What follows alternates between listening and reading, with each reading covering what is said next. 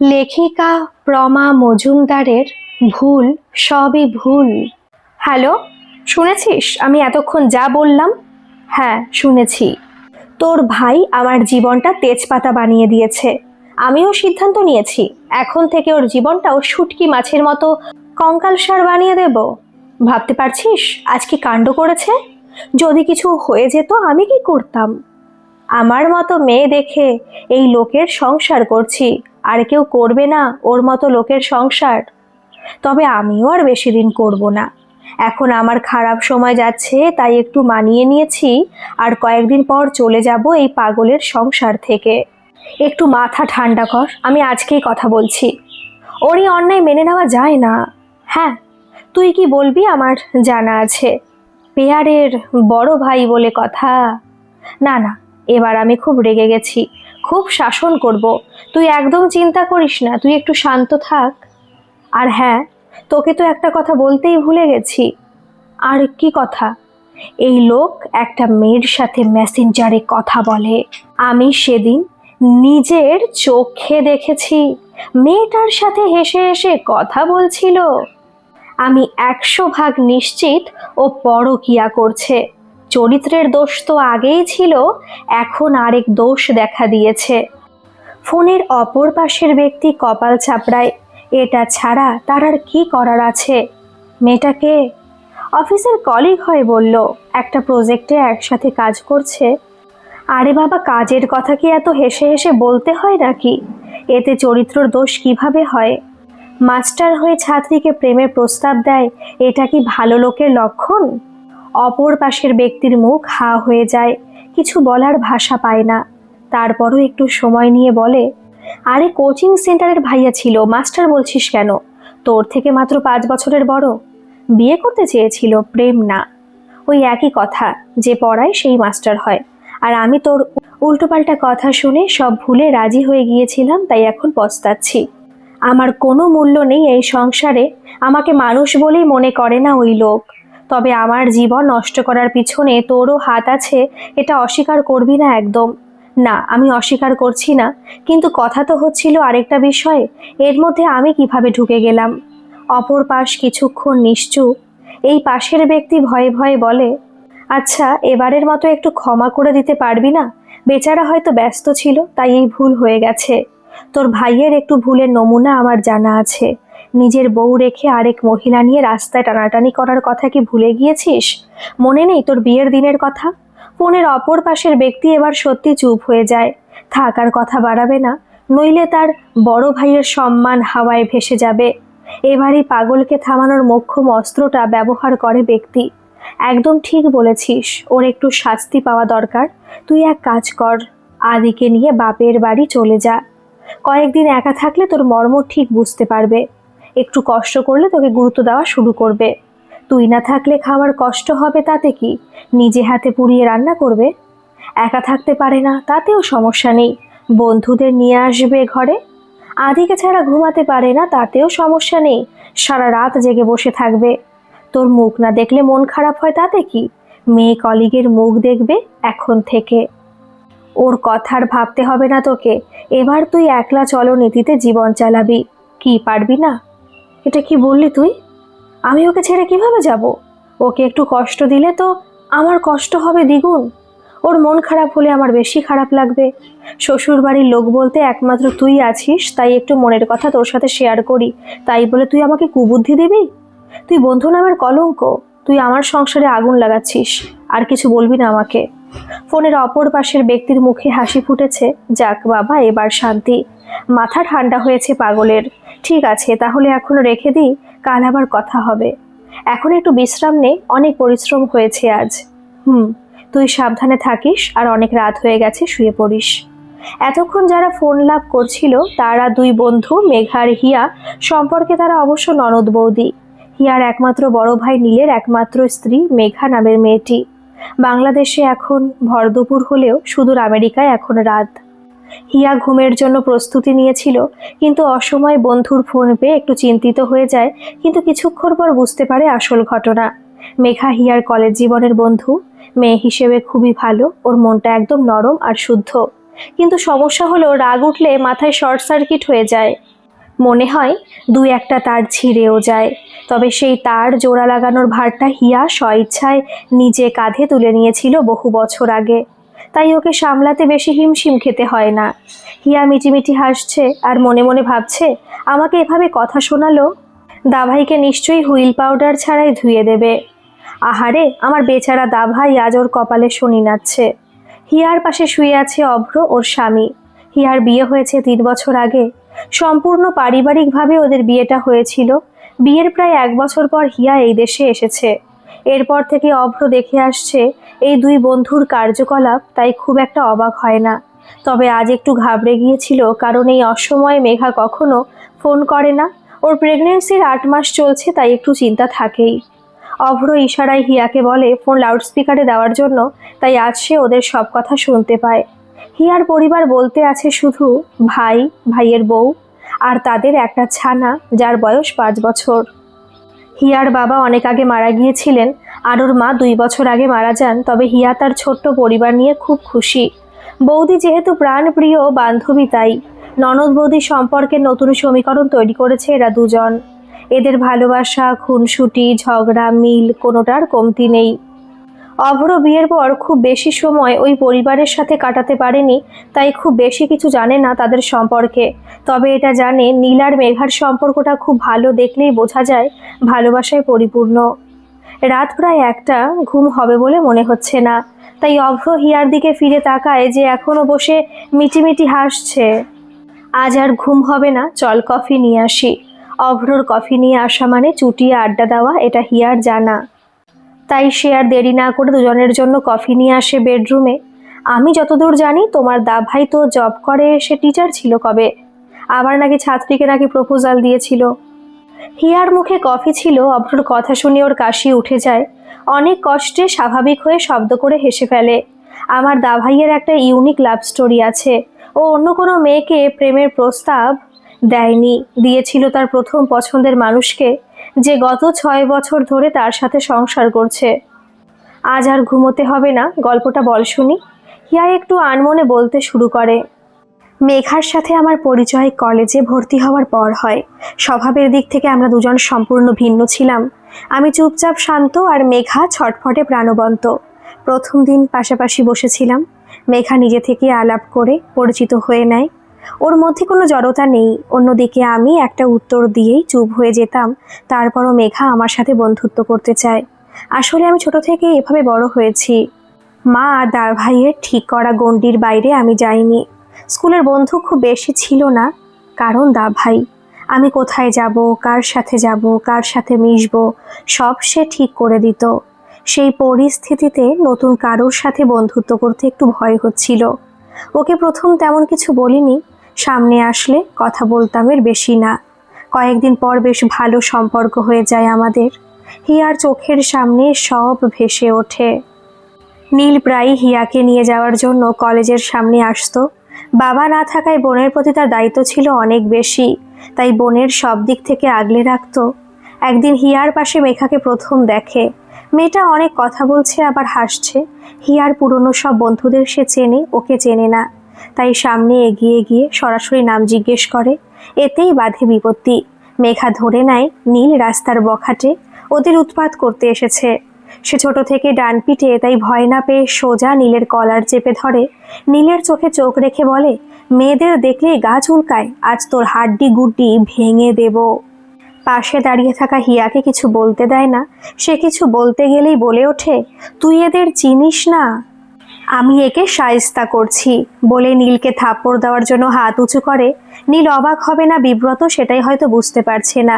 মেঘা তো ইচ্ছা মতো যা মুখে আসে বলে যাচ্ছে। রাস্তায় লোক দাঁড়িয়ে গেছে এই কাণ্ড দেখে। শেষ পর্যন্ত হিয়া চিৎকার দিয়ে বলে, এবার ছেড়ে দে মেঘা, এটা আমার বড় ভাই। হিয়ার কথায় মেঘা টনক নড়ে। হিয়ার ভাইকে সে দূর থেকে 2-1 বার দেখেছে, আর সামনে দেখে চিনতে পারেনি। সে নীলের কলার ছেড়ে 2 হাত দূরে লাফ দেয়। রাগে নীলের চোখ মুখ রক্তিম হয়ে উঠেছে। মেঘার দিকে কটমট করে তাকিয়ে থাকে কিছুক্ষণ। হঠাৎ হিয়ার হাত ধরে বলে, এই রকম মাথা মোটা গাধা পাগল ছাগলের সাথে কি করছিস? আর যেন না দেখি। কোনোদিন যদি এর আশেপাশে তোকে দেখি তো তোর হাড্ডি মাংস আলাদা করে রেখে দেব। হিয়া ভাইয়ের এই হুমকি শুনে চুপসে যায়। কিন্তু মেঘা তো আলাদা জিনিস। সে নীলের দিকে এগিয়ে এসে বলে, আপনি কি মাথা মোটা? গাধা পাগল ছাগল এগুলো আমাকে বললেন? আসলে আমি আপনাকে ঠিক চিনতে পারিনি, তাই একটু ভুল হয়ে গেছে। আর তাছাড়া আমার অনেক দিনের শখ রাস্তার বখাটেদের উচিত শিক্ষা দেওয়ার, তাই আজ নিজের আবেগ নিয়ন্ত্রণ করতে পারিনি। ক্ষমা করে দেবেন ভাই, এরপর থেকে মারার আগে আপনার মুখটা দেখে নেব। নীল হতভম্ব হয়ে যায় মেঘার কথা শুনে। আবার মারতে চায়? কত বড় সাহস! চুপ কর ইডিয়েট, যেদিন মুখের সব দাঁত হাতের উপর ফেলে দেব সেদিন শখের দাম বুঝতে পারবে। তোমাকে গাধা বললে হয়তো গাধাও অভিমান করবে। যত সব বেয়াদব। রাগে কথাগুলো বলে নীল হিয়াকে নিয়ে চলে যায়। নীলের বলা কথাগুলোর মানে বুঝতে পেরে মেঘা চুপ হয়ে যায়। এরপর সময় যায় আপন গতিতে। মেঘা পারতপক্ষে নীলের সামনে আসতো না। ওকে দেখলেই উল্টো পথে হাঁটা দিত। হয়তো লজ্জা নয়তো ভয়ে কাজ করত। নীল ব্যাপারটা বুঝতে পেরেও কিছু বলেনি, তবে হিয়ার সাথে বন্ধুত্বটাও ভাঙতে পারেনি। 2 বছর একসাথে থেকে দুজন হয়ে যায় প্রাণের বান্ধবী। নীলের মাও মেঘার মায়ের মধ্যেও কথাবার্তা হয় মাঝে মধ্যে। নীল বাসায় না থাকলে মেঘা হিয়াদের বাসায় আসে, আর তখন মেঘার দুষ্টুমিতে বাড়ি মাথায় উঠত। একদিন পাশের ছাদের আম গাছ থেকে আম চুরি করে নিয়ে আসে, তো একদিন ছাদে থাকা ভাড়াটিয়ার আচারের বোতল খালি করে দেয়। নীল হিয়ার জন্য নোট করে দিলে মেঘা সে নোট নিয়ে চলে যায়। নীল বোনের সাথে তারই উড়নচণ্ডী বান্ধবীকে দেখে উপরে উপরে রাগ করলেও মন থেকে কিছু বলতে পারতো না। মেয়েটা একটু চঞ্চল হলেও মুখটা খুব মিষ্টি। অন্যায় করার পর এমনভাবে তাকায় যেন সে একটা নিষ্পাপ শিশু। এভাবেই কেটে যায় দিনগুলো। এইচএসসি পরীক্ষার পর দুজনেই বিশ্ববিদ্যালয়ে ভর্তির জন্য কোচিং শুরু করে। নীল পড়াশোনার পাশাপাশি একটা কোচিং সেন্টারে ক্লাস করায়। নিজের বোনকে সেখানে ভর্তি করে, আর হিয়ার দেখা দেখি তার মেয়ে বাদর বান্ধবী মেঘাও সেখানে ভর্তি হয়। আগে মাঝে মধ্যে যেই মুখটা দেখতো, এখন প্রায় প্রতিদিন সেই মুখটা দেখে নীলের মনে বিরক্তির বদলে অন্যরকম অনুভূতিরা রানা মেলে। মেয়েটার উল্টো পাল্টা প্রশ্ন শুনে হাসি আসে। মেঘা যদিও নীলকে এখনো ভয় পায়, কারণ এই কয়েক বছরে নীল ওর উপর কম রাগারাগি করেনি। সামনে দেখলেই ঝাড়ি দিত। হিয়ার বড় ভাই হিসেবে মেঘার মাও নীলকে পছন্দ করত। অবশেষে পছন্দ করার মতোই ছিল। দেখতে সুন্দর, পড়াশোনায় তুখোড়, আর ব্যবহার তো অসাধারণ। তবে সেটা অন্যদের জন্য।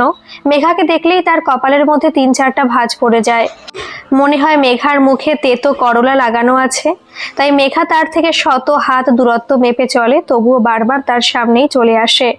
মেঘার সাথে থেকে হিয়ার একটু পরিবর্তন হয়। চুপচাপ মেয়েটা টুকটাক কথা বলে, সবাইকে লুকিয়ে রাত জেগে উপন্যাস পড়ে, নয়তো পড়ার নাম করে 2 বান্ধবী ইউটিউবে মুভি দেখে। মেঘা তো আগে থেকে পড়া চোর, আজকাল তার মাত্রা আরো বেড়ে গেছে। তেমনি একদিন ক্লাসে টিউটোরিয়াল আছে, সেটা দুজনের কেউ জানতো না, কারণ তারা আগের দিন নীলের প্রথম ক্লাসটা করে চলে যায় পার্কে ঘুরতে। হিয়া রাতে একটু পড়লেও মেঘা রাত জেগে সিনেমা দেখে। তাই পরীক্ষার কোনো প্রস্তুতি নেই মেঘার। পরীক্ষার প্রশ্ন দেখে মাথায় হাত উঠে যায়। সবকিছু নতুন মনে হচ্ছে। এতটা সময় বসে সাদা খাতা কিভাবে জমা দেবে, তাই মাথা খাটিয়ে তার প্রতিভার প্রকাশ করে পরীক্ষার খাতায়।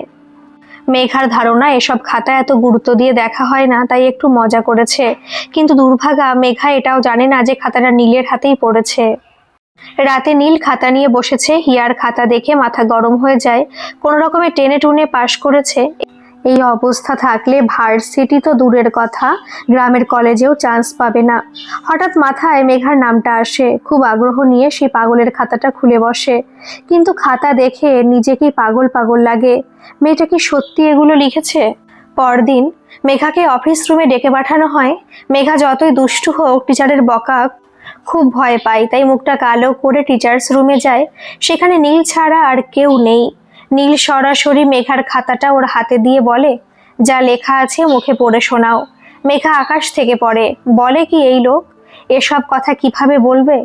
আর এই লোক তো এগুলো শুনলে সত্যি সত্যি ওর সব দাঁত ফেলে দেবে, আর ফোকলা হয়ে গেলে তো ওর আর বিয়ে হবে না। মেঘাকে চুপ থাকতে দেখে নীল জোরে ধমক দিয়ে বলে ওঠে। এবার মেঘা ভয়ে পড়া শুরু করে। নাম না জানা স্যার, প্রথমে ধন্যবাদ আমার মনের ইচ্ছা প্রকাশ করার সুযোগ করে দেওয়ার জন্য। আমি অনেক চিন্তা করে বের করেছি বেশি পড়াশোনা করা একদম ঠিক না। পড়তে বসে সময় নষ্ট করার চেয়ে কাজ করা অনেক ভালো, এতে কায়িক শ্রম হয়। এখন আমার জীবন উপভোগ করার বয়স, এই বয়সে বইয়ে মুখ গুজে বসে থাকলে কি করে হবে বলেন? আমার স্বপ্ন বিয়ে করে একটা সুন্দর জামাই বগল দাবা করে সারা শহর ঘুরে বেড়াবো। কিন্তু আমার পাষাণ বাবা মা তা বোঝে না, তারা বইয়ের বোঝা আমার কাঁধে তুলে দিয়েছে। তাছাড়া আমি বুঝতে পেরেছি পড়াশোনাটা আমাদের জীবনে কোনো কাজে লাগবে না। এই যে কাল রাতে একটা রোমান্টিক সিনেমা দেখলাম, যা আমি বিয়ের পর নিজের লাইফে অ্যাপ্লাই করব, সেটা কি আর বই থেকে জানতে পারবো? তাই আমি এই সিদ্ধান্ত নিয়েছি বইয়ের বাইরের দুনিয়া থেকে বেশি জ্ঞান অর্জন করব। রাত জেগে বই পড়লে চোখের নিচে কালি পড়ে যাবে, তখন তো আবার আমার বিয়ে হবে না। তাই একটু কম পড়াশোনা করব। ইতি অভাগী ছাত্রী মেঘা। চিঠি পড়া শেষ করে মেঘা মাথা নিচু করে দাঁড়িয়ে থাকে। নীল থমথমে গলায় বলে, এই কাজের জন্য তোমাকে এখন শাস্তি পেতে হবে। মেঘা ভয় পেলেও একটু সাহস করে মাথা তুলে বলে, আমার মতো নাদান বাচ্চাকে শাস্তি দিতে আপনার কষ্ট হবে না ভাইয়া? একদম না, আমি এখন যা বলবো তোমাকে তাই করতে হবে। মেঘা ভীতু চোখে নীলের দিকে তাকায়। নীল মিটিমিটি হাসছে ওর চোখের দিকে তাকিয়ে। লোকটা দেখতে সুন্দর হলে কি হবে, মনটা জঘন্য, এভাবে কেউ ভয় দেখায়? মেঘা আবার মাথা নিচু করে ফেলে।